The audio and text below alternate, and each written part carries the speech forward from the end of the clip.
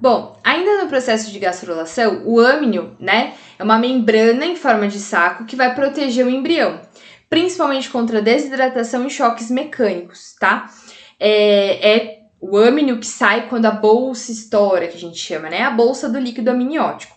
O córion, que envolve o saco vitelínico, e o âmnio, eles se fundem ao alantoide, que é pouco desenvolvido em humanos e participa da formação dos vasos sanguíneos da placenta.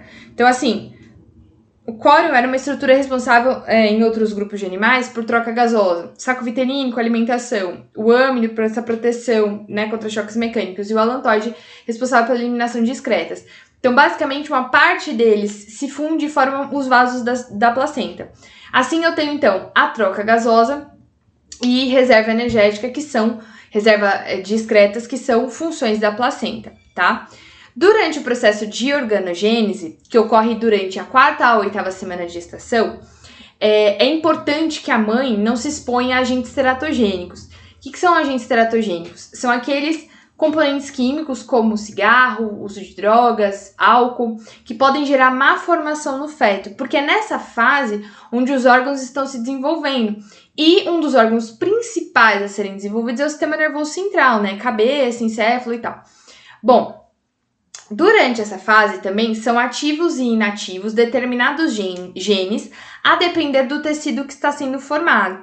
Então, assim, o que a gente tem que pensar é que os genes, eles não são... eu tenho todos os genes em todas as células, mas eles não estão ativos ao mesmo tempo em todas as células, até porque eu tenho células diferentes. Então, a expressão gênica, ela ocorre diferente no tecido nervoso, no tecido muscular, enfim, tá? E aí, a partir disso, o ectoderma dá origem aos epitélios externos, como, por exemplo, a epiderme, a mesoderma dá origem aos músculos, ossos, cartilagens e sangue, e a endoderma ao epitélio respiratório e além do epitélio urogenital.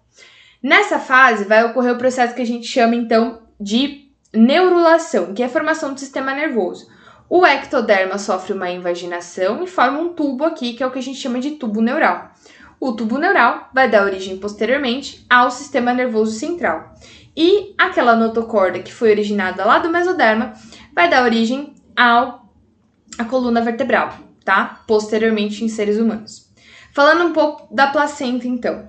A placenta, gente, no caso, alguns autores consideram a placenta como não um anexo embrionário. Por quê? Porque ela não tem parte do embrião, tá? A maior parte da placenta não tem parte total do embrião, tá? Então, primeiro, que ela é formada na 4ª semana de gestação, permite a troca gasosa entre as substâncias da mãe e do feto. Melhor, não é que ela não tem parte do embrião, ela não tem só parte do embrião, ela tem uma parte da mãe também, que é formada pelo endométrio, que é aquele tecido que descama no processo da menstruação, tá? Então, permite a troca de substâncias entre a mãe e o feto através do cordão umbilical. Então, a placenta liga o cordão umbilical e o feto. O feto não fica dentro da placenta, tá, gente? A placenta é o que liga o saco amniótico, tá? Então, aqui, ó, a placenta, o bebê tá aqui. Liga o saco amniótico ao útero, tá? Ela permite a passagem de nutrientes e oxigênio da mãe para o feto, tá? Então, vai oxigênio e vai nutrientes da mãe para o feto e excretas de volta para o sangue materno. Porque assim, gente, a partir do momento que a criança, né, o bebê tem uma formação renal, de rins e tal, e as células produzem excretas, substâncias que têm que ser jogadas fora, ele tem que sair de algum jeito, não vai poder ficar, né, eliminando ali dentro do líquido amniótico. Então, isso volta para a mãe e o sangue da mãe faz a filtragem através do rim, tá? A placenta, então, possui uma parte fetal, chamada de córeo, tá? E uma parte materna, chamada de decídua.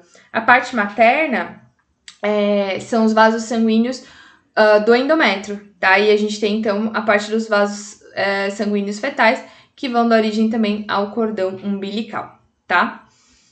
Bom, a placenta, ela secreta hormônios para manutenção da gravidez, que é a gonadotrofina coriônica, que é o HCG, tá?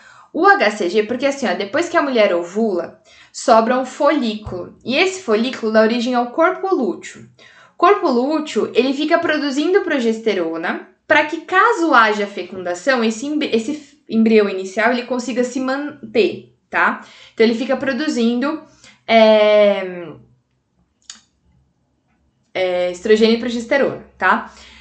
Só que quem mantém isso, tá? Depois é a placenta. Então, a placenta produz o HCG, tá? O HCG, quando ele está em níveis altos, né, quando esses hormônios todos eles estão em níveis altos, eles impedem a degradação do endométrio, ou seja, impede que o endométrio saia, né, gerando a interrupção da gravidez. Muitas vezes, mulheres têm vários abortos espontâneos na fase inicial, que elas nem sabiam que era aborto, achou que era um sangramento, assim, fora do período menstrual comum, que às vezes acontece, porque o endométrio não conseguiu segurar o bebê, então, né, há uma descamação do endométrio. Outra função é suprimir o sistema imune materno para evitar a rejeição do feto. Então, o HCG suprime o sistema imune da mãe para evitar que o sistema dela reconheça aquele feto como um parasita, tá? Bom, então ele suprime, tá? Por volta da 8ª semana, a própria placenta produz estrógeno e progesterona. Então, aquele corpo lúteo, aquele resto lá do processo de ovulação, ele não precisa mais ser produzido. A progesterona, ser mantido.